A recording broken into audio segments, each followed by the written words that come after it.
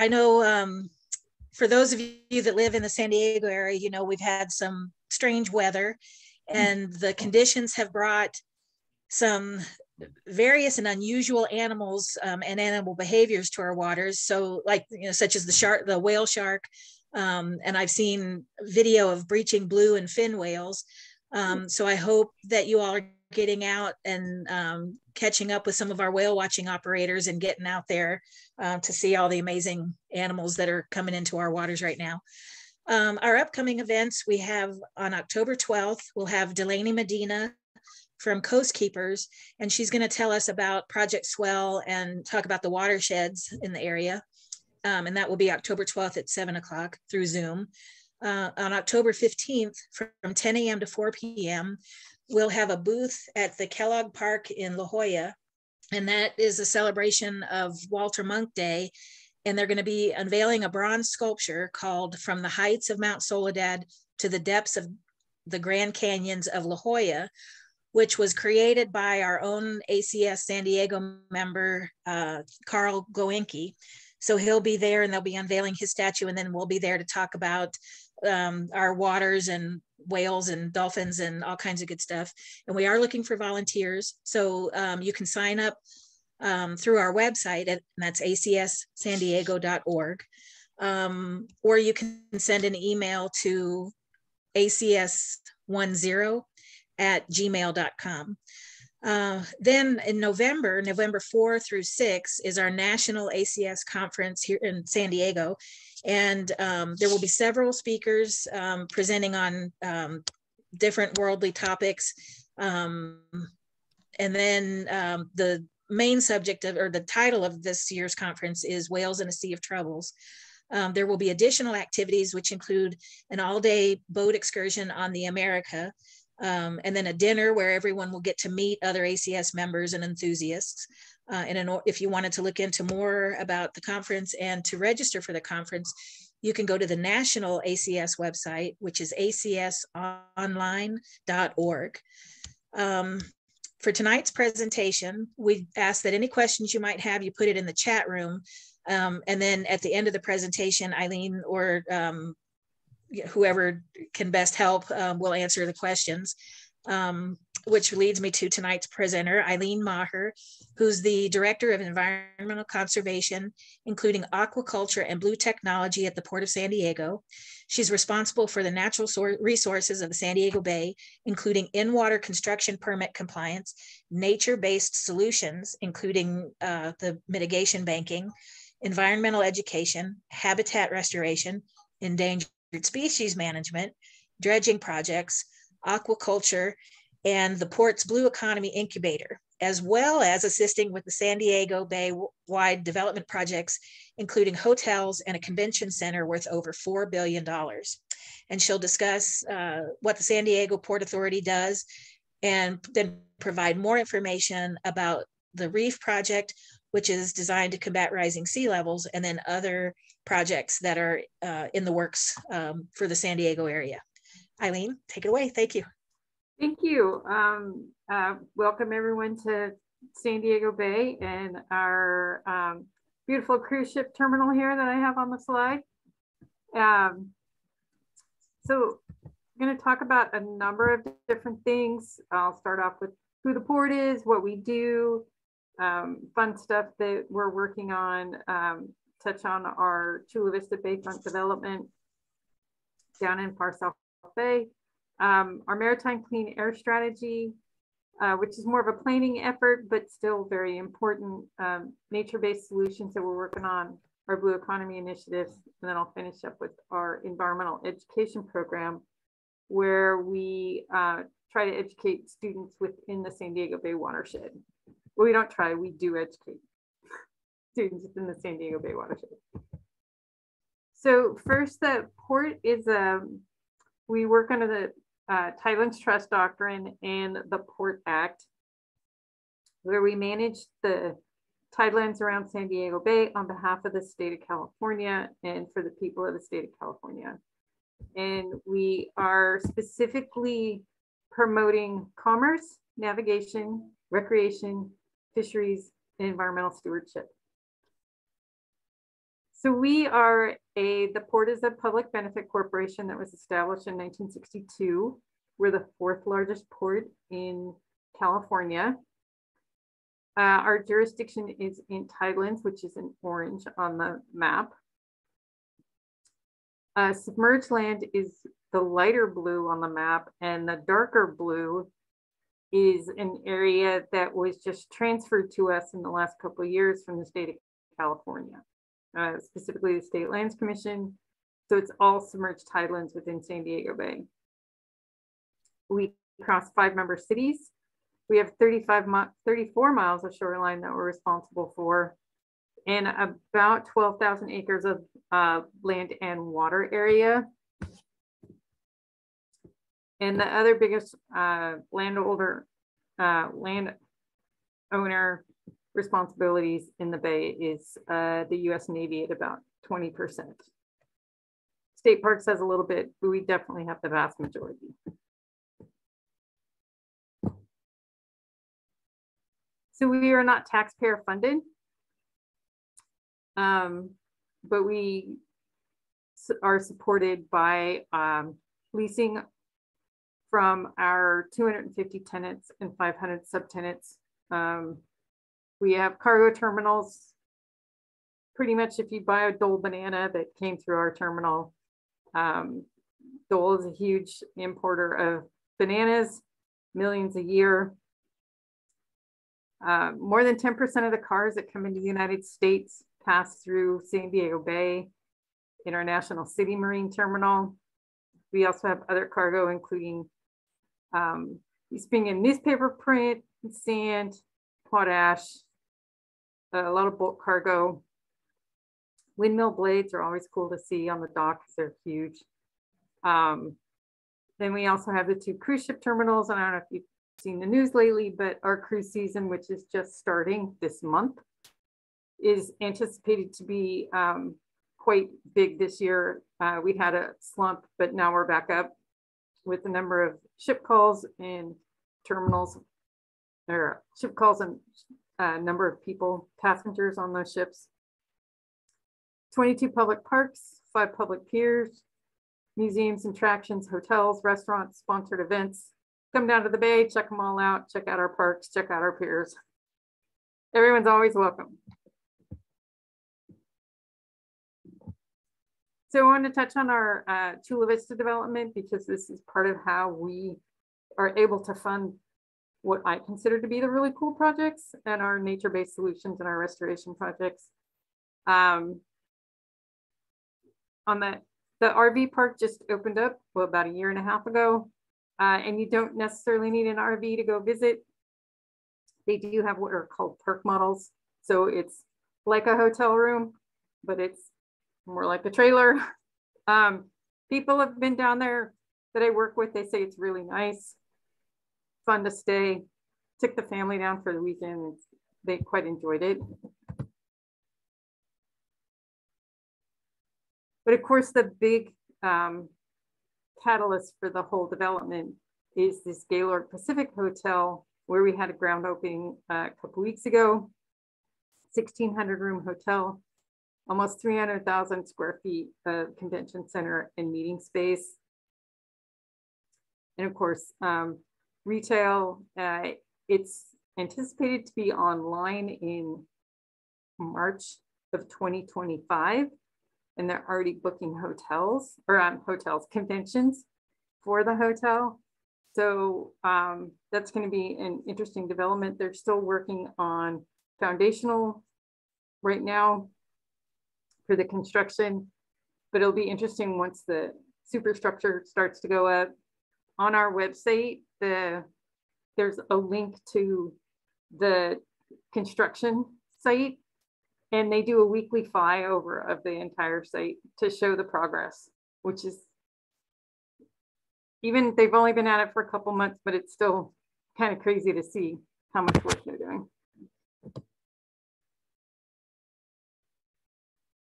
So one of our big planning documents that we've been working on is this Maritime Clean Air Strategy with a vision of a health equity for all.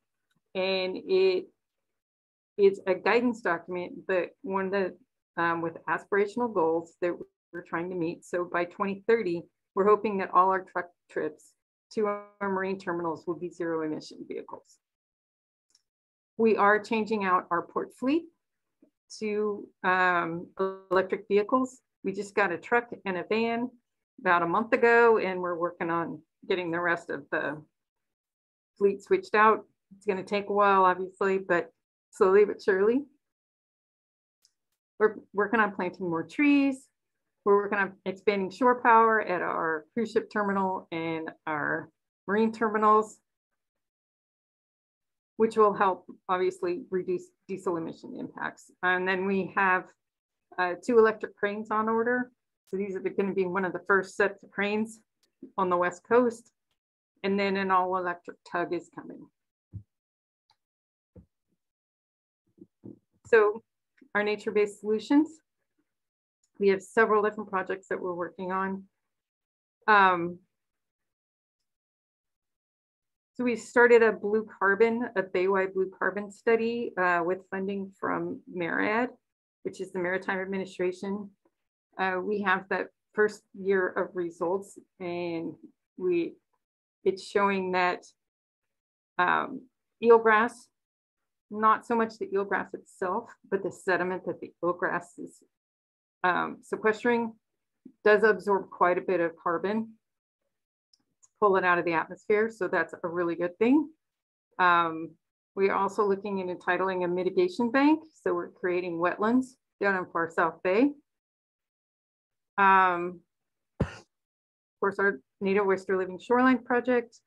We're also kicking off the planning efforts for restorative aquaculture, which also has the potential to store significant amounts of carbon. And of course, we work with numerous partners to get all of this done. And we're grateful to a lot of our funding partners, including Maher, the Builders Initiative, Coastal Conservancy, Fish and Wildlife Service Refuges. Middlebury Institute is providing us interns, so we can't do this alone. It's been a huge help to have all of these partners, and we look forward to continuing those partnerships. So seaweed and shellfish and seaweed aquaculture planning. We are just starting the process to do stakeholder outreach to try and basically create farms that use the whole entire water column to grow shellfish and seaweed. These are quite economically beneficial, sustainable species that absorb their nutrients from sunlight and surrounding water. So they don't have to be fed or anything like that. Of course, farming shellfish and seaweed also provides valuable ecosystem services, including they help filter the water. So full-grown oysters will filter 50 gallons of water a day to help remove contaminants out of the water column. Of course, they sequester large amounts of carbon. And then food production can be for both culinary seaweed, that's part of the seaweed and shellfish. It also provides habitat, of course, for local species. And there's a wide range of products, especially for kelp with biofuels, fertilizers, stabilizing agents, human food supplements, and of course, livestock foods. And we've been working on this program since about 2015. Of course, doing studies in planning and pre-development work to support this. We've specifically been working closely with the National Oceanic and Atmospheric Administration, National Ocean Science on several initiatives regarding this, specifically marine spatial planning offshore, both within San Diego Bay and offshore San Diego, which is very important to make sure that there's no user conflicts. And as you can imagine, with all the military activity around here, there's a lot of conflicts, but the study indicated there's still quite a bit of acreage of water area that could help support this farming. So we're just starting our outreach process on this. So we'll see where this leads to in the next couple of years. So this is a project near and dear to my heart. This is our mitigation banking project in far South Bay. So Pond 20 used to be a former salt pond that was taken out of service several years ago. And we are in the process of trying to entitle it to create wetlands down there, to create a wetlands mitigation bank. So it's right now it's an underutilized property, very degraded, no habitat value, little to no habitat value. And so we're going to create mid-marsh and high marsh and transitional habitat. So this is our preliminary design. We'll do primary channels, secondary channels, tertiary channels to bring the water into the site and create mostly mid and high marsh. And then it'll support marsh habitats, coastal sage shrub, upland habitat, and eelgrass. And then any profits from mitigation bank will go to the adjacent underserved community to help with job growth and public improvement projects. So here's our native oyster living shoreline. This is actually the fabrication of the reef balls, as we refer to them. We built 360 reef balls. You can see the upper left photo is a wheelbarrow full of shells, and we got those shells from the Carlsbad Aqua Farm, and we used those shells in the cement mixture to create the reef balls. And we basically took floats, standard boat floats, and that's what was used to, you blew them up and then you form the reef ball around them. Because oysters are attracted to other oyster shells. They figure it's, hey, that's probably a safe place to live because somebody else lived there once, so I'm gonna go live there. So we did 360 of them, put them all aside. We used the forklifts to bring 4 of them out at a time to the pontoon boat. We had to work at high tide. That was in our permits to do that. And then they hooked them up to the pontoon boats and floated them out to their locations.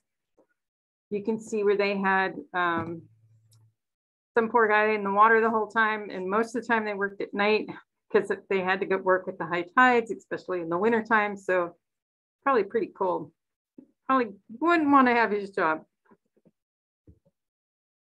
Here's just we sent a drone up, just an overview of the actual installation work. And then here's the reef balls installed at the Chula Wildlife Preserve. So it's in South Bay. We specifically chose a shoreline that was eroding so that we could help. The reef balls were specifically placed to help with standard wind and wave action to help cause accretion and not erosion along that adjacent shoreline. And of course, the oysters filter the water. That helps the environment. They also sequester carbon. So a lot of multiple benefits for this project. So here's the oysters in place. Obviously at low tide, at high tide, they're exposed, or they're exposed. High tide, they're underwater. At about a 3.5 foot tide, they are start to be exposed. And then the slide on the left is very low tide if they're completely out of the water. So here's the Chula Wildlife Reserve. You can see the reef balls in a couple locations. There's the other ones are the tide's too high for you to see. But what I'm going to do now is show a video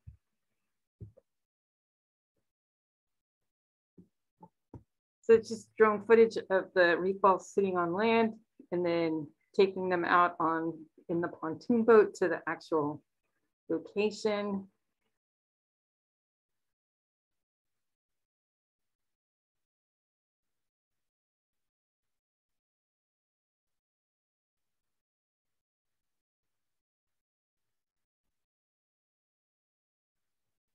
So it was a short haul, but it's a small boat. Moved a little slow.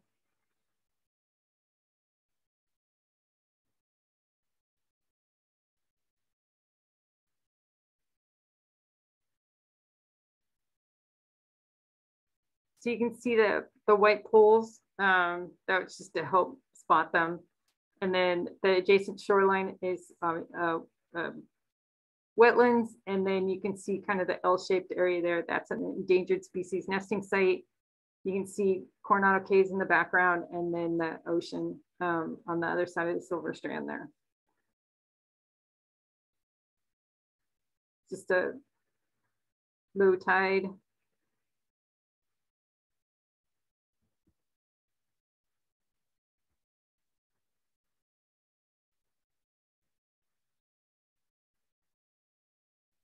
Just another little angle, and you can see the darker areas are eelgrass. So we think that accretion will occur and that that accretion will help support additional eelgrass as part of this project.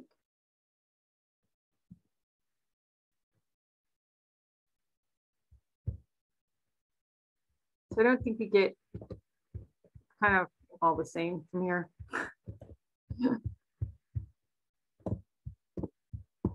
So we had our monitors. We've been working with the Cal State Fullerton and their staff and their grad students to do a lot of oyster abundance studies in the bay. And they went out this past weekend and surveyed all the reef balls, and 90% of the reef balls had native oysters on them, which is great. I think it was a little higher than we expected, but that's super cool. That's the first recruitment study that we looked at since the reef balls have been in place. Getting a little tiny bit of non-native oysters. The native oysters, the Olympias, non-natives are Pacific oysters. There's nothing wrong with Pacific oysters. They're not invasive. They're just not native. So it's our Living Shorelines project. I touched on more carbon sequestration studying that we're doing. So we're looking at eelgrass. You can see the map on the right with all the green. We have about 2,600 acres of eelgrass in San Diego Bay. That's about 17% of the statewide eelgrass and about 50% of the eelgrass in Southern California. Eelgrass is very important. A submerged aquatic plant. It's the base of the food chain.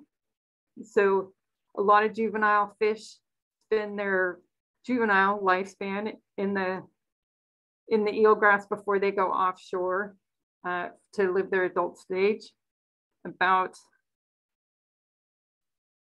We've been doing fish studies in the bay for 25 years, and about 75% of the fish that are caught are juveniles. So obviously a very important habitat, plus the blades provide a place for like little shrimps to hang out, and that's a good food source for a lot of the fish.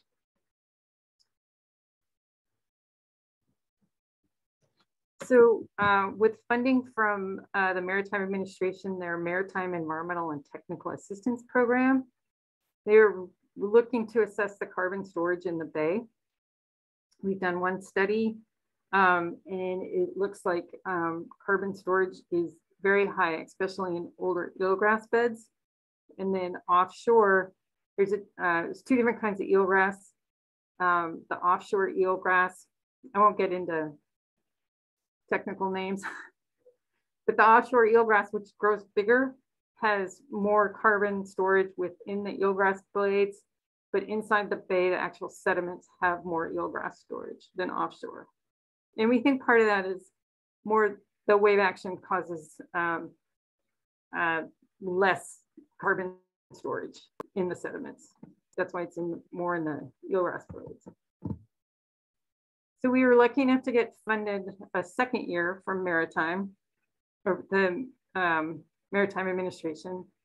We're just starting that study. And this time we're going to be looking at the bicarbonate pathway, which means basically how carbon moves in and out of the eelgrass, whether it's out of the eelgrass itself, the roots, or the sediment. And this time we're going to be working with the Navy to do some sampling on their sites. We did 11 different locations within the bay. And so we'll be adding more locations within Navy property. So we expect the results of that study next summer, about a year from now. So now I want to highlight our aquaculture and blue tech program. We think we're a catalyst for the blue economy and different projects that we're working on. So we have expertise in permitting and entitlements. We are a landlord, and we can provide that land to help with building some of these pilot projects. So we have numerous projects that we're working on. I'll touch on a bunch of them, but I'm really going to focus on e-concrete, which is, well, I'll get to that in a minute, but we've provided so far close to $2 million in funding. We provide regulatory support where we obtain the permits, and then facilitating the use of port projects. So this is e-concrete. So about 75% of San Diego shoreline is hardened shoreline. You can see this is Harbor Island. And you can see these at low tide, it's off Harbor Island Park. So we've been trying to come up with a way, how do we get rid of this rock riprap that has no habitat value, except for maybe a couple of mice or rats. I mean, there's nothing really lives in there. Trash collects in there pretty well. How do we come up with a solution to this? Especially since so much of the bay is hardened. Well, this company that we're working with, e-concrete, they came up with, these are called Coast Interlock, and the cement on them, which traditionally deters growth because it has the high pH value, is this cement is specifically designed to help attract marine organisms. And they are designed to look like tide pools. So they are designed specifically to attract more growth, and they've meet all of our expectations for growth. And so this is probably a year in. I'll show you stuff that is not as long of a period that they were in the water, but lobsters are immediately attracted to. We got oysters are growing on them. We got mussels growing on them. We got clams. We got sea hares. We got navinax. Like everyone's like, ooh, party, and seaweeds come into it. So it's been great. So 2 month post deployment, a lot of algae on them. And we even got a Garibaldi in there. Lobsters love it. 8 months post deployment, you can see the oysters are growing big. You got shorebirds eating the critters that are hanging out in there. And everybody's growing and happy. 14 months post deployment, we have even more algae growth, more critters. So it's been a fantastic pilot project.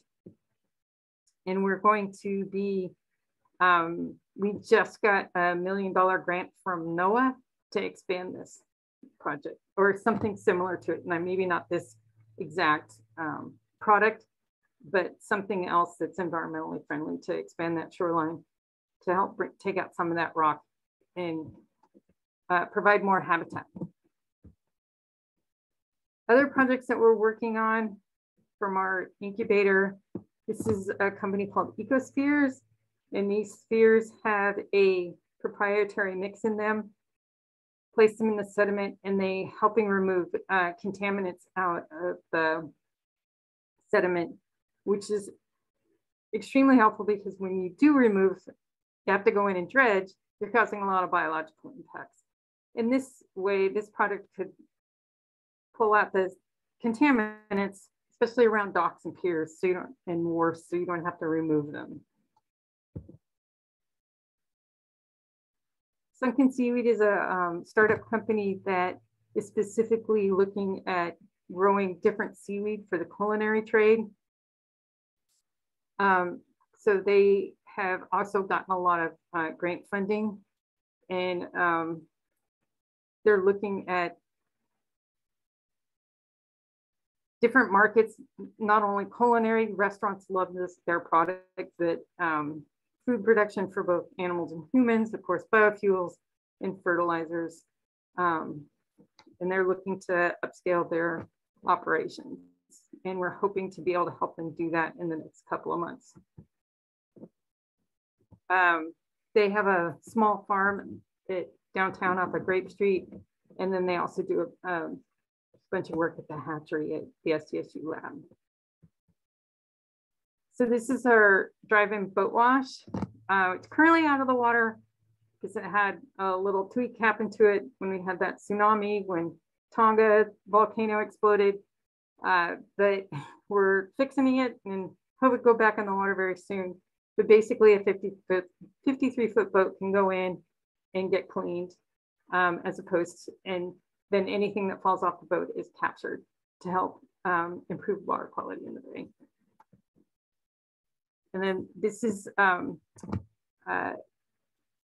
company called Zephyr Marine, who specifically modified his boat to capture any floating debris that could be in the bay. And he was out on the water for a couple of years and brought in about 300 tons of debris, floating debris, so a lot. Our environmental education program, we specifically look at providing education to about 26,000 students a year, specifically looking at natural resources, pollution prevention, watershed management, and environmental stewardship, all within the watersheds of San Diego Bay. So we've reached well over 500,000 students since the program started about 20 years ago. And in almost every case, we had an increase in knowledge of the students, environmental awareness, and universally received positive feedback from teachers and students. So we've been working with last year 8 different nonprofits that actually provide the education. We just helped fund them, and had about 3,000 pounds of trash removed by the students as part of the field trips that they work on. So here you have the students looking at barnacles and pickleweed. Sorry, I wanted to say algae, pickleweed, during some of the field trips. And then, of course, what's the pollution that's in our waterways and how you can be an environmental steward and help prevent that material from ending up in the bay and or the ocean. So watershed model on the left, where students learn how rainwater reaches the bay and what it has to pass through, including cars and pet waste and contaminants to be able to, before it reaches the bay. And then part of the program is environmental stewardship, where the kids go out and plant plants, and then they get to water them and watch them grow. And we hope that they bring their families back. A lot of them do, to say, hey, look, that's the plant I planted. So there's a lot of in-classroom learning, a lot of hands-on lessons out in the field, and of course, field trips. One group takes kids out whale watching on the harbor excursion boats. So that's a 5th grade group. And a lot of those kids, first time they've been on the boats. So, and a lot of them are Title I students. So moving into our next year's program, we're looking with 12 different groups in providing education. It'll probably be close to 30,000 students. And same type of programming. And I think I'm done talking.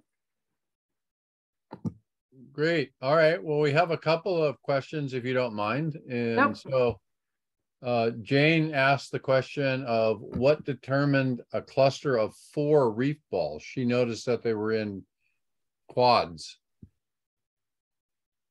So based on our preliminary, so we did a lot of work prior to designing the project. And so it has to do with wind, waves, and the slope of the area. Specifically, the reef balls are designed to help prevent any of those wind and waves from reaching the upper shoreline. So it has to do with helping prevent that, the wind and wave erosion. So along the line of the meatball is it have a metal core and then you guys pour some kind of a concrete with shells in it around that? Yep. So we actually formed them on site and just used plastic, like a boat, hanging out the side of your boat, and just blew them up and then formed the reef balls around them, and included in the proprietary cement mixture native oyster shells. Okay. Travis gives a shout out to the Go Sunken seaweed, so he must be that must be near and dear to Travis's heart. Are you planning on doing anything with the land near the casino in Chula Vista? Oh. From Kim. So the casino is it's across the street from where so that city property, it doesn't have anything to do with our development. It's off that property. So hopefully the city will do something, but it is not part of our development. Okay, so it's not really in your jurisdiction. Correct. Carrie wants to know, would you be able, do you think that whether you'd be able to apply this blue technology to Mission Bay, which again is not your area? So apply the blue technology to what, sorry? Mission Bay. Oh, yes, of course. And we hope that most of these blue technologies will be expanded to other ports and harbors and other jurisdictions throughout the country. Okay. We'd love to see them all expand. Okay, and then we have Leanne looking ahead here to ask the question, could you put your ashes in a reef ball? Maybe what we could all do is we could fund them by buying our own reef ball. Well, when I was getting certified as a diver, I got stuff like it was in dive magazines where you could, have your ashes put in a ball, a concrete ball to, increase the reef. So that's where that came from. So Leanne, I can answer that. I've been working with that community a little bit with a friend of mine, and there's none in California yet. So he's going to let me know when they start the projects in California, but they're very successful in Florida. Okay. The other part of her question, Eileen, was, are there other cities, states, or countries asking about the success of our program, even though our programs are pretty new? You are working internationally. Yes. So we have relationships with in Canada that are very interested in the success of our projects. One of our consultants is working in Europe, and they are interested in, so they've been working with different countries there on, watching the project to see how successful it will be. E-Concrete is the tide pool structures. They're actually an Israeli company, and they're doing quite a bit of work in Israel and getting those tide pool structures expanded to a lot of areas. I think, if I remember correctly, Typhid is on the water. And so they're working with a lot of port authorities to implement the tide pools in Israel and the surrounding areas. Interesting. So yes, there are a lot of companies. Travis says, okay, thank you. Travis says, you mentioned that public outreach is just beginning for more potential shellfish and seaweed aquaculture opportunities in San Diego Bay and elsewhere. How can someone interested in getting involved stay informed as those programs move forward? Question mark. I'd love to see more ventures like sunken seaweed in San Diego. Thanks for the talk. It's all exciting. So we have a couple of advisory committees. One is our wildlife advisory group. These are all public meetings. That's you can ask to be put on their listserv. So whenever we have a meeting, we send out notifications that there's a meeting and when it is and all that stuff.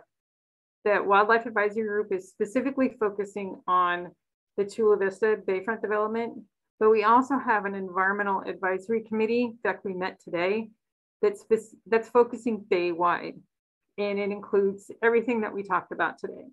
And again, that's a website is eac@portofsandiego.org.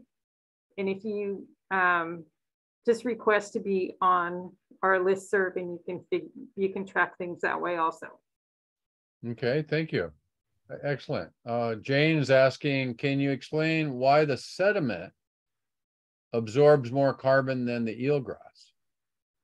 Sure. So like land systems, you're in the air, you have a tree, absorbs carbon.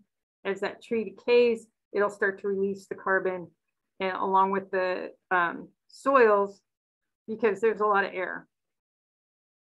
In the bay, obviously submerged areas their shallow subtidal areas are most of the time underwater, but sometimes they're exposed. But basically it has to do with it's in anaerobic conditions, and that's how it can absorb. Okay, thank you.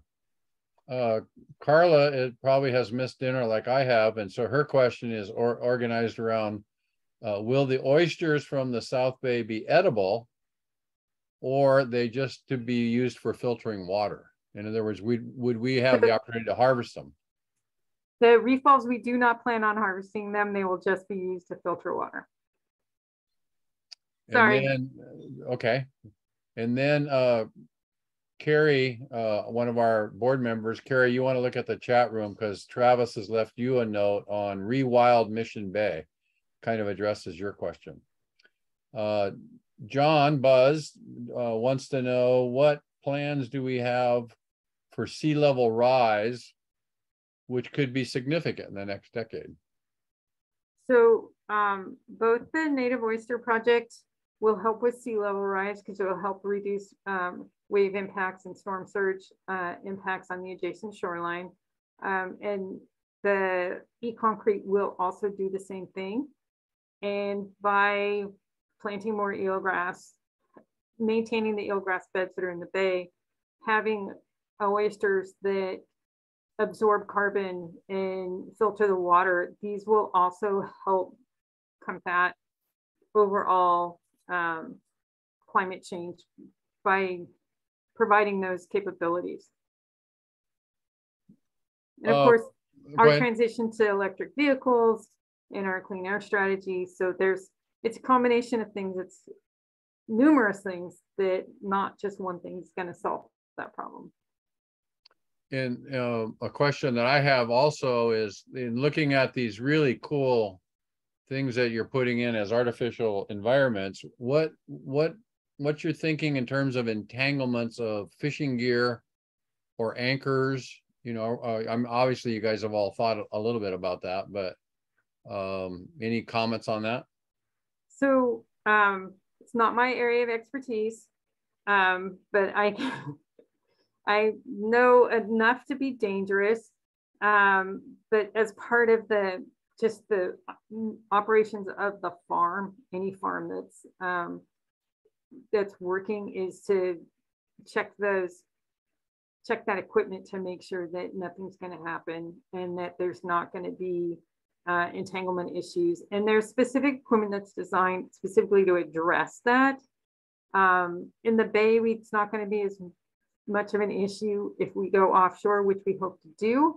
We would not be very far offshore. It would be closer in. So we don't think we would have any issues at all, just based on the existing migratory route of like the gray whales, that would not be an issue. And that's something that NOAA did look at when they looked at our marine spatial planning. Okay, thank you. That's I've exhausted the questions in the chat room. Oh, wait, I'm sorry, got a late entry. How do you keep the oyster reefs free of competitive species? That's from John Buzz. So the only competitive oyster species in the bay, as I touched on it, is the Pacific oyster, which is a non-invasive but not a non-native species. When we did our sampling last weekend, about 90% were native species, so about 10% were non-native. They happen to grow at 2 different elevations.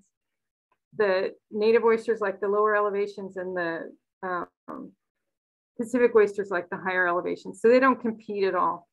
But if we've designed the reef balls specifically, if we get too much of abundance of Pacific oysters, we can cut them off. The other thing that we are looking at doing is a technique called culling. And that would be prior to the non-native oysters reaching reproductive stage, we would actually drill the shell to kill the mussels, kill the oyster, so that it can't reproduce. And then in theory, the natives like, oh, more shell that we can attach onto and go a little higher in on the reef balls. So when you use the term elevation earlier, is that a depth term that you guys use? So higher elevation means I spend more time out of the water than yes. Something that's living at a lower elevation, right? So deeper water versus more shallow water? So it's the Pacific oysters like about a +1 to a +2 or 3. So, but most of the time they're still in the water, like on your average daily basis, they're still underwater. It's more at extreme tides, extreme lows that they're out of the water. Most of the time in the water on a daily basis. Okay. Couple more questions. Let's see. Everybody's getting really fired up here. It's awesome. And most people are very complimentary. You can probably see the chat room go fly by. It's awesome to see all the different agencies working together. That somebody commented on that. And then, the plan for sea level rise. Did you address that? What happened here? You took your, okay. So sea level rise, did we lose her? No. I just can't hear you. Okay, what happened here? Oops. So she. Can you hear me? She stopped sharing her screen. Yeah. I can hear you. Leanne. I can hear you. Okay. Okay. Go. So sea level rise, Eileen? Yeah, but I missed the question. What plans does the Port Authority have with a lot of these projects with the sea level rise that's going to be significant in the next decade? So some of these projects will help with that, like I said before. So helping protect the shorelines with the reef structures in place that help reduce the wave energy, especially storm surge. We're looking at what we're referring to as our shoreline atlas, where we're looking at, can we change out our existing riprap and hard concrete structures to accommodate more habitat-friendly structures and help reduce that wind and wave and storm surge impacts. And like our Chula Vista development is specifically designed several feet higher. And then we have huge buffer zones and parks surrounding most of the infrastructure. So even if we do get extreme storm events, those parks will help absorb some of that water. And then of course, we're trying to do more wetlands that act as sponges that help absorb a lot of the water and would help reduce any storm surge impacts on the adjacent community. So again, a big combination of things on what we're doing. I'm curious. Another question from me personally is, can you share a little bit about what your background is and what your journey was from that has now ended, not ended, but you are currently anchored in the Port Authority project. So how did you get to point B and where might you be going afterwards? So I'm probably unique in the fact that my degree is actually in natural resources management. So I've always wanted to do this. When I first started at the port, I worked for law firms before that, and I didn't really like it. So I'm like, I got to find something else. And I came to the port and never thought I wanted to work for government ever. But one of the first things they did was assign me, we got some settlement money. So we're like, we should go do good things for the environment with this settlement money. And I'm like, yeah, awesome. So, you know, we could get the environmental education program going. We're like, okay, let's get some solar panels. Let's start retrofitting our lights. Let's start changing out our vehicles to electric and hybrid. We did, one of the first things we did was a 300-acre salt marsh restoration in South Bay in conjunction with Fish and Wildlife Service and the Coastal Conservancy. You know, went in and removed 300 tons of marine debris, including 100 sunken vessels that were down in South Bay. So they keep giving me all these really fun projects to do. So I can't go anywhere because these are really cool projects. That's excellent. That's really, really excellent. Just a couple more questions, if you don't mind. No Jane's worries. asking on aqua farms, what are some of the challenges?